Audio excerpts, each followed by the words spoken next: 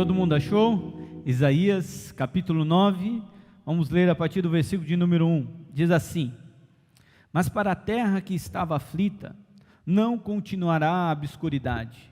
Deus, nos primeiros tempos, tornou desprezível a terra de Zebulon e a terra de Naphtali, mas nos últimos, tornará glorioso o caminho do mar, além do Jordão, Galileia dos gentios. O povo que andava em trevas viu grande luz, e os que viviam na região da sombra da morte, resplandeceu-lhes a luz. Tens multiplicado este povo, a alegria lhe aumentastes, alegram-se eles diante de ti, como se alegram na ceifa, e como exultam quando repartem os despojos. Porque tu quebrastes o jugo que pesava sobre eles, a vara lhes feria os ombros e o cetro do seu opressor, como no dia dos midianitas. Porque toda bota com que anda o guerreiro no tumulto da batalha, e toda veste revolvia em sangue, serão queimadas, servirão de pasto ao fogo.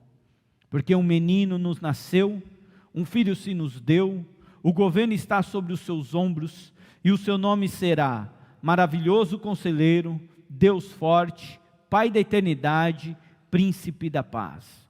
Para que se aumente o seu governo, e venha a paz, enfim, sobre o trono de Davi, e sobre o seu reino, para o estabelecer e o firmar mediante o juízo e a justiça.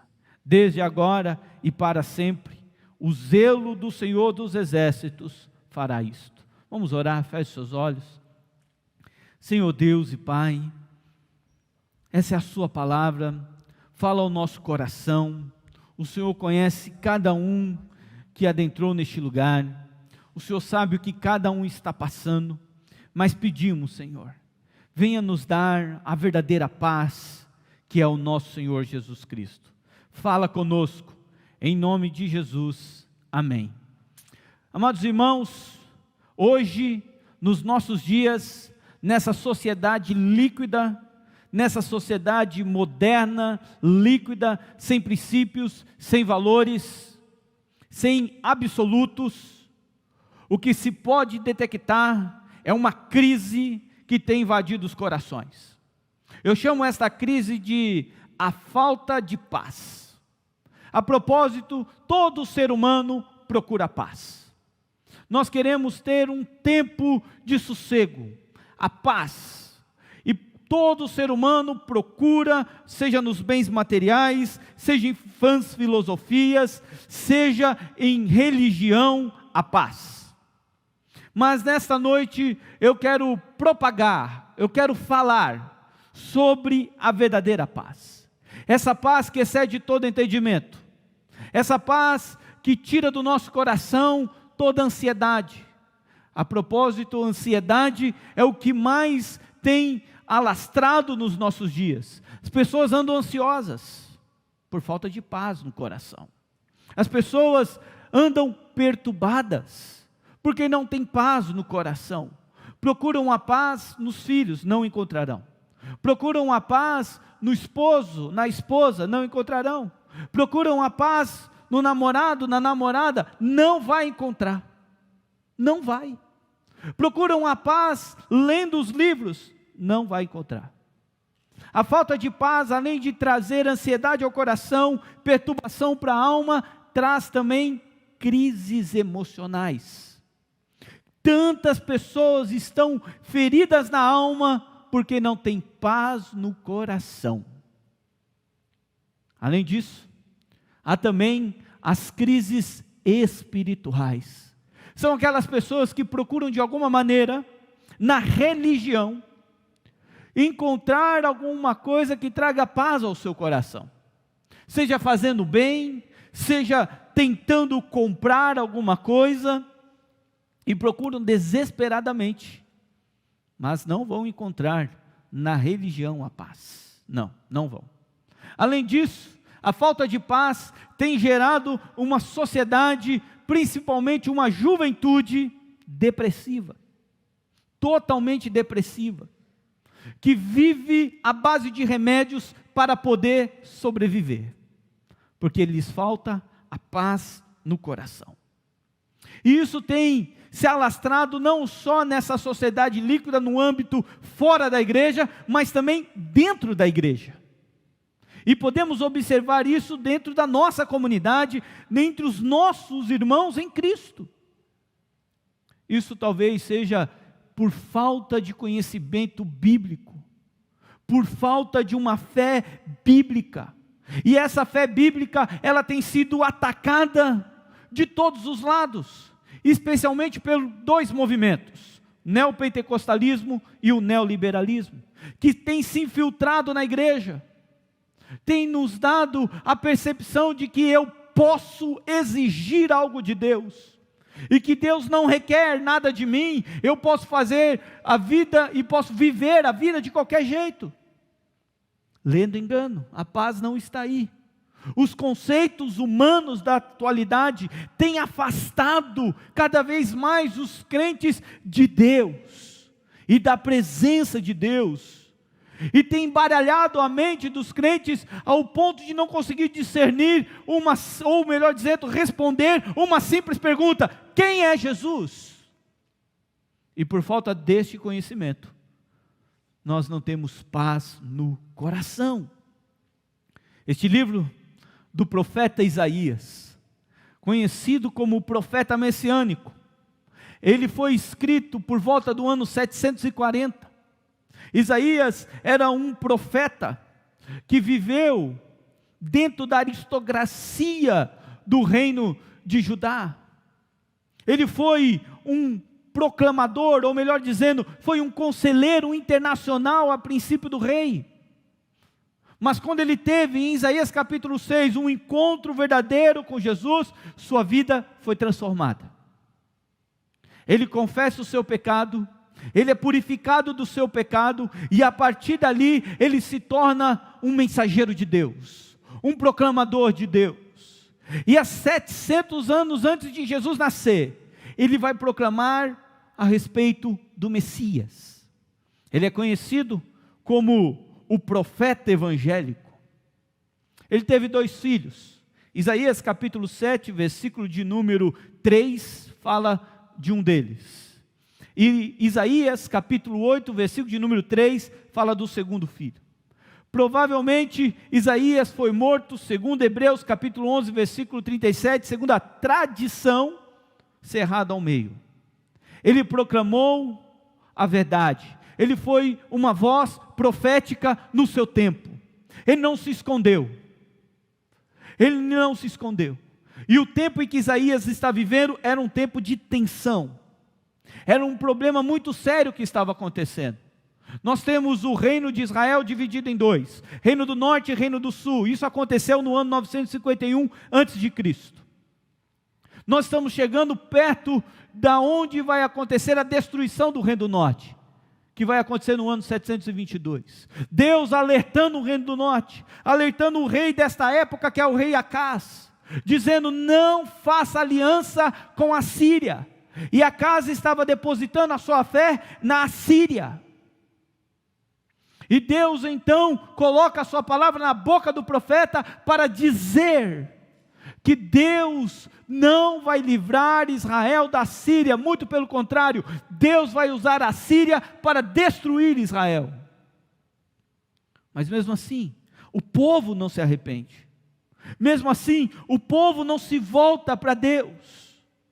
Isaías profetiza a queda de Israel, mas ao mesmo tempo Isaías, já olhando o futuro, ele também profetiza o nascimento daquele que traria a restauração à casa de Israel, o nosso Senhor Jesus Cristo. Quando você lê o livro de Isaías, você vai ver que há mais de 15 referências a respeito de Jesus, falando do Messias, aquele que há de vir, aquele que nasceria, aquele que tiraria o pecado do mundo. E as 2 terras que aparecem no nosso texto, a terra de Zebulon e a terra de Naphtali, conhecida como a terra dos gentios, era de lá, de uma terra destruída, que nasceria aquele que iria restaurar todas as coisas, o nosso Senhor Jesus Cristo. A invasão da Síria, que acontece no ano 722, ela foi terrível. Ela trouxe opressão, ela subjugou Israel, tanto no sentido político como no sentido militar. Isaías está profetizando essa catástrofe. Isaías está profetizando esse sofrimento que o povo havia de passar. Olha o que diz o capítulo 8, versículo de número 22 de Isaías. Olharão para a terra, e eis a angústia, escuridão e sombras de ansiedade serão lançados para tensas trevas. O perigo de não se ouvir a voz de Deus é cair exatamente nas trevas. O perigo de não ouvir o alerta do Senhor, a mensagem do Senhor, é que nós cairemos em trevas. Mas Deus não esquece do seu povo. Deus é misericordioso. E Deus não se esqueceu daquela região em que tudo isso aconteceu. Mais tarde, com o nascimento de Jesus, naquele caminho do mar Mediterrâneo, mar da Galileia, às margens do rio Jordão, superior um pouco a esta terra, nasce na Galileia dos gentios, aquele que veio para transformar a humanidade, o nosso Senhor Jesus Cristo. É esse Jesus que Isaías profetiza, que vai nos dar a verdadeira paz. Por isso, nessa noite, eu queria meditar nesse tema com os irmãos. Jesus, o único que pode nos dar a verdadeira paz. A pergunta que deve se ecoar no nosso coração nessa noite é: a paz aí dentro de você? A paz dentro do seu coração? Jesus tem sentado no trono da tua vida e tem sido o Senhor da sua vida? Por vezes, isso não é uma realidade na nossa vida. Às vezes as circunstâncias, os problemas, as dificuldades nos afligem tanto que nós perdemos a paz.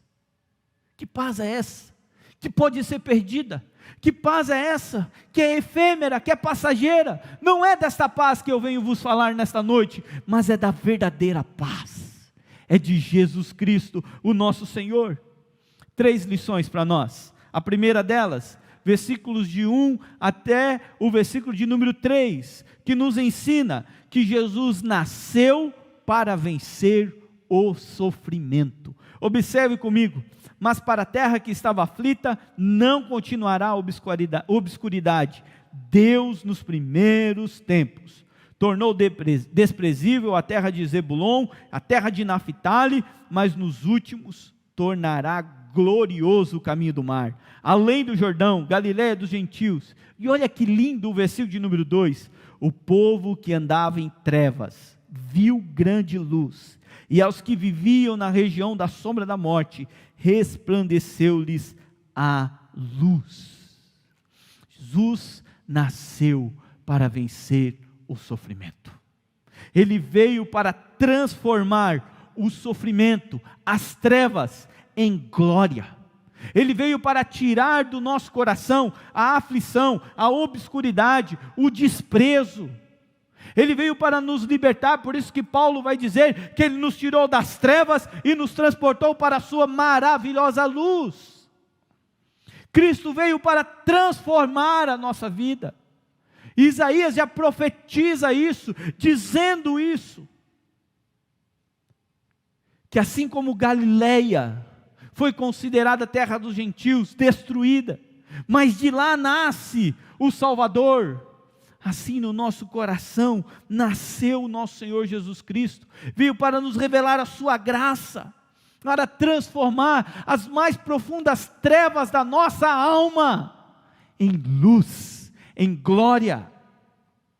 O texto ainda continua, diz que Jesus, Ele nasceu para manifestar, para ser o sol da justiça.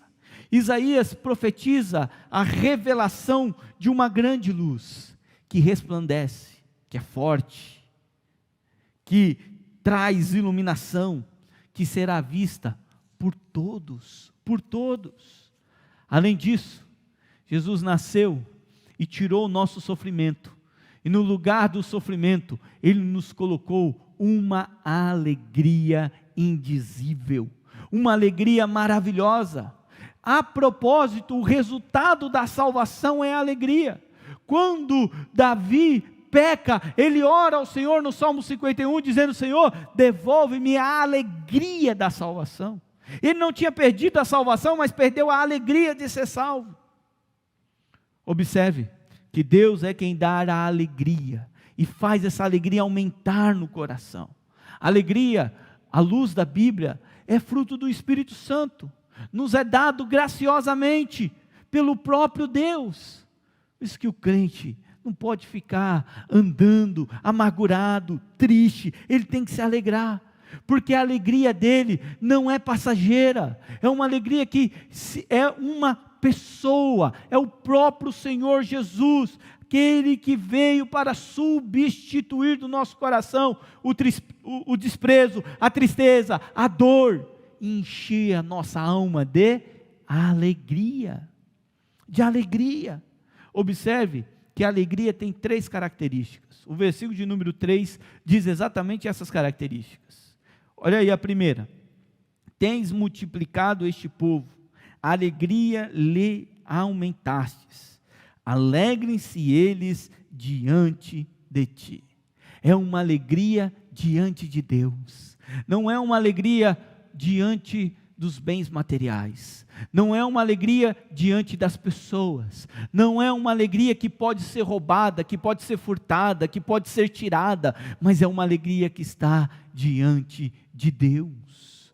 A segunda característica dessa alegria, olha lá o texto, versículo de número 3, como se alegram na ceifa. Observe que essa é uma alegria, como experimentar uma boa colheita, é como aquele fazendeiro que semeia, que trabalha, que está lá, e daqui a pouco aquela semente cresce, floresce, e dá muitos frutos, e ele se alegra com a colheita. Essa é a alegria que Deus nos dá, é uma alegria comparada com a colheita, com abundância, com prosperidade, com graça, que Deus derrama sobre nós. Terceira característica dessa alegria, o texto vai dizer, como exultam quando repartem os despojos. Era normal e natural naquela época, que quando um exército, um povo vencia outro povo, eles tinham direito aos despojos, as riquezas que tinham naquele reino que foi vencido, agora é daquele povo que venceu, então eles tinham alegria. Nós guerreamos, foi difícil, muitos de nós morremos, mas agora nós podemos repartir os despojos. É isso que Isaías está dizendo, essa alegria comparada a isso, é uma alegria com quem experimenta a vitória de uma guerra. E nós guerreamos todos os dias contra Satanás, contra o mundo, contra a carne, e saímos vitoriosos. Por isso nós temos que ter alegria. E o seu coração como está? Jesus nasceu para tirar o seu sofrimento e encher o seu coração de alegria. A alegria é essa alegria que tem que estar dentro do meu coração. E além do mais, essa alegria me leva, como diz o teu versículo de número 3, a repartir, a ser generoso, a ser abençoador, a olhar para o próximo. Que alegria que enche o coração quando você ajuda alguém, abençoa alguém, você se torna um centro de irradiação da bênção do Senhor. As pessoas que estão ao seu lado são abençoadas pela alegria que está dentro do seu coração. Segundo lugar, Jesus nasceu para destruir o pecado. Observe comigo o versículo de número 4 e o versículo de número 5 de Isaías 9. Porque tu quebrastes o jugo que pesava sobre eles, a vara que lhes feria os ombros, e o cetro do seu opressor, como no dia dos midianitas. Porque toda bota com que anda o guerreiro no tumulto da batalha, e toda veste revolvida em sangue serão queimadas, e servirão de pasto ao fogo. Jesus nasceu para destruir o pecado. Observe que Isaías apresenta aqui 3 figuras de opressão. Está muito claro no texto. Ele apresenta o jugo, ele apresenta a vara e ele apresenta o cetro. 3 figuras de opressão. Agora, todas essas figuras foram retiradas do contexto do Egito, que era o Egito que usava essas 3 maneiras, esses 3 elementos, essas 3 figuras de opressão. O jugo era um peso, em que o escravo tinha que levar, era pesado, muito difícil de se carregar. O jugo da escravidão era o trabalho pesado, diário, que o povo tinha que fazer, que o escravo tinha que fazer. Quem tinha este jugo não tinha esperança, não tinha paz, não tinha alegria. O que Isaías está dizendo é que quando o nosso Senhor Jesus viesse, Ele iria tirar esse jugo do nosso coração. Não é exatamente isso que o pecado faz conosco? O pecado vai nos amassando, vai nos afastando de Deus, vai nos subjugando, e nós vamos nos tornando escravos do pecado. E Cristo veio para nos libertar desse jugo. A segunda figura é a vara que maltrata o corpo.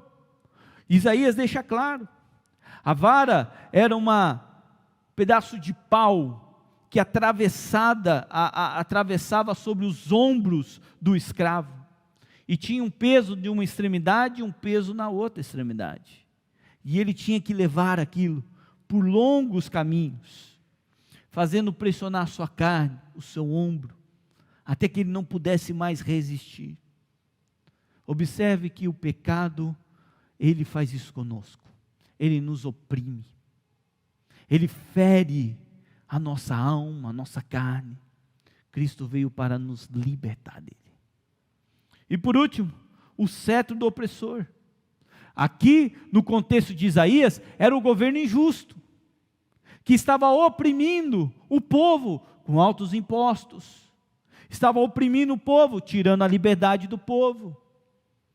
E aí Isaías olha para isso e diz que esse é o cetro do opressor. Esta é a vara que oprime. É com esta vara que o escravo era açoitado. Jesus veio exatamente para nos libertar disso, para nos tirar disso. Esses 3 instrumentos de opressão, segundo Isaías, serão quebrados pela manifestação do Messias. O que aconteceu? Cristo nos libertou. Observe que na justificação fomos livres da condenação do pecado. Na santificação somos livres do poder do pecado. E na glorificação seremos livres da presença do pecado. É um processo. O pecado não tem mais poder de me condenar. Eu não sou mais condenado pelo pecado, porque Cristo me libertou. O pecado não tem mais poder sobre a minha vida. Eu posso resistir a Satanás, eu posso resistir ao pecado. E um dia, na eternidade, nós não teremos mais a presença do pecado, porque Cristo destruiu o pecado. Louvado seja o Senhor. Isso, irmãos, tem que sondar o seu coração. Nós temos que filmar dentro de nós. Nós não podemos viver uma vida errada diante de Deus. Se o pecado está te dominando, confesse agora, se arrependa verdadeiramente. Agora, há uma terceira lição para nós, e a terceira lição é que Jesus nasceu para nos mostrar quem Deus é. Quem Deus é. Observe o versículo de número 6, vamos ler novamente, porque é maravilhoso, porque um menino nos nasceu, um filho se nos deu, o governo está sobre os seus ombros, e o seu nome será Maravilhoso Conselheiro, Deus Forte, Pai da Eternidade, Príncipe da Paz.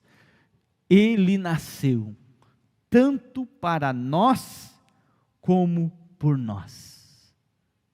Ele nasceu, tanto para nós, como por nós.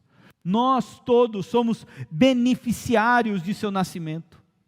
Nós saímos ganhando com o nascimento de Jesus. O nascimento real é a chave para a verdadeira paz. Essa paz que excede todo entendimento, essa paz que traz liberdade, alegria, crescimento, luz para as nossas trevas. Nós só temos a ganhar. Ele é um menino que nasceu da Virgem Maria. Ele cresceu, viveu. Agora observe que o texto diz que Ele é todo poderoso, porque Ele governará tudo. Ele está sentado no trono de Davi, Ele vem da descendência de Davi. Governo, a palavra que aparece aqui, governo, aponta não para governo de um povo, não, aponta para o governo total de todas as coisas. O que Isaías está dizendo, que esse menino que vai nascer e que nasceu, que é o nosso Senhor Jesus Cristo, Ele tem o governo de todas as coisas nas suas mãos.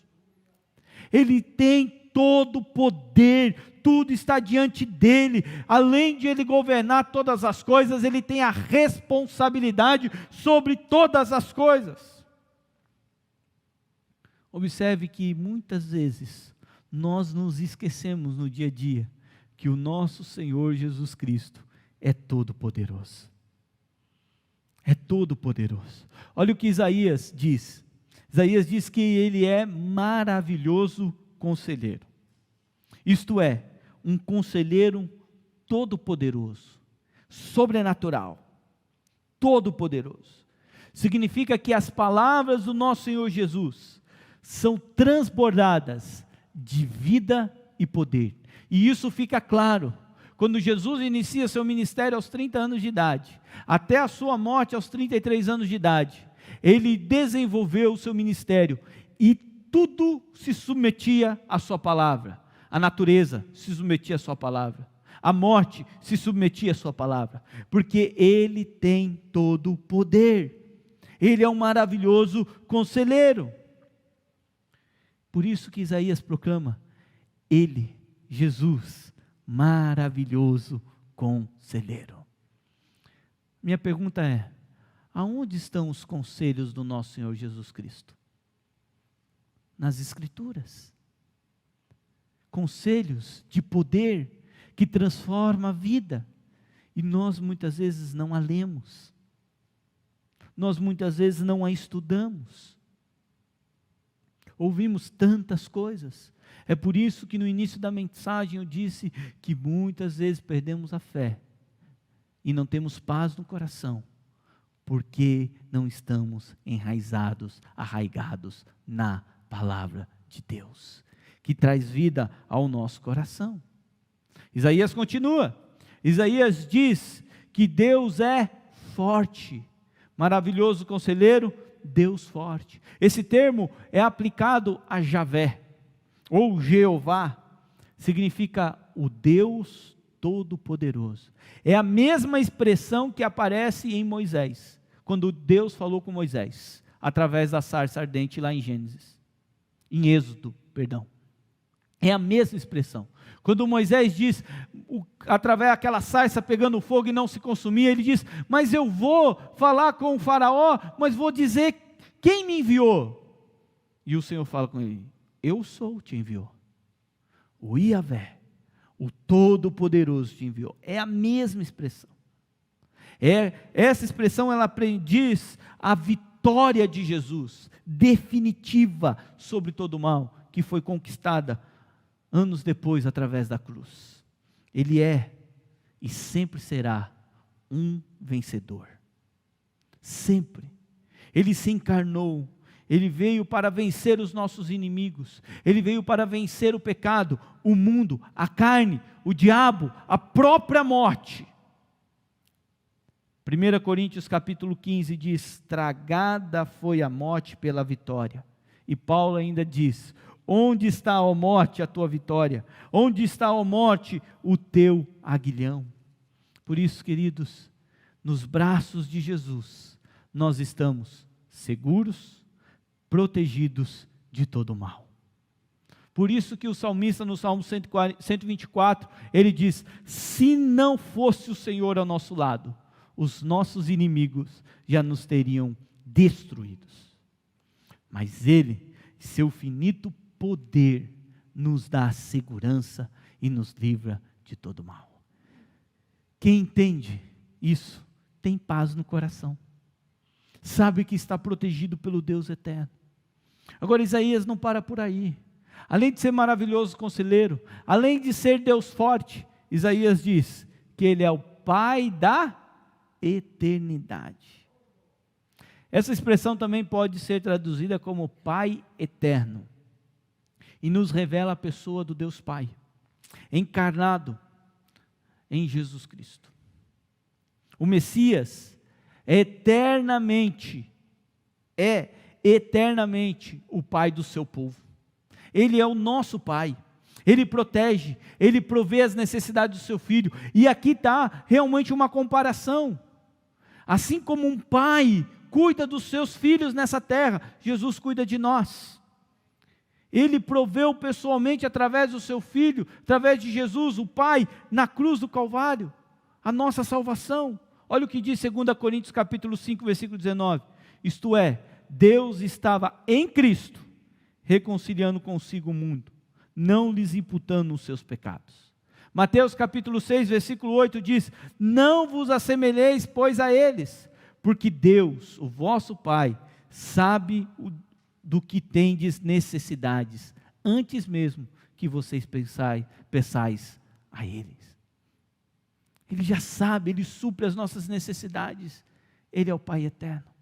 Isaías então vai dizer também que Ele é o príncipe da paz, se referindo a Jesus, que nos traz a verdadeira paz, que nos traz tranquilidade em todas as situações.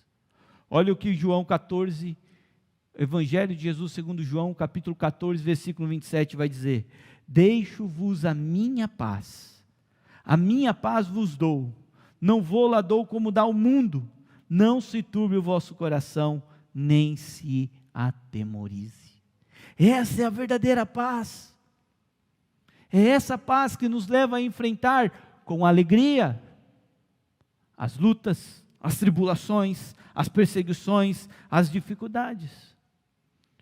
Paulo, escrevendo a carta aos Colossenses, capítulo 3, versículo de número 15, diz: seja a paz de Cristo, o árbitro em vosso coração, ao qual também fostes chamados em um só corpo, e sedes agradecidos. E olha o que ele diz em Filipenses 4:7: e a paz de Deus, que excede todo entendimento, guardará os vossos corações e os vossos sentimentos em Cristo Jesus. Quem vive nessa paz, não vive com medo, não vive procurando, não vive desesperado, não perde a esperança, não perde a alegria, tem satisfação. Por isso nessa noite, Jesus, Ele, somente Ele, é o único que pode nos dar a verdadeira paz. Não há outro. Isaías está profetizando 700 anos antes de Jesus nascer. E está declarando que só Ele pode transformar o caos. Depois da profecia de Isaías, o povo não se arrependeu.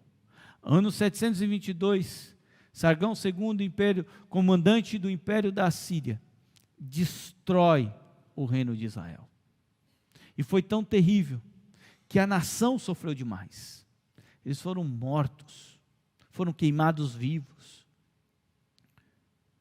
No ano 686, Judá também vai para o cativeiro, vai sofrer da mesma maneira.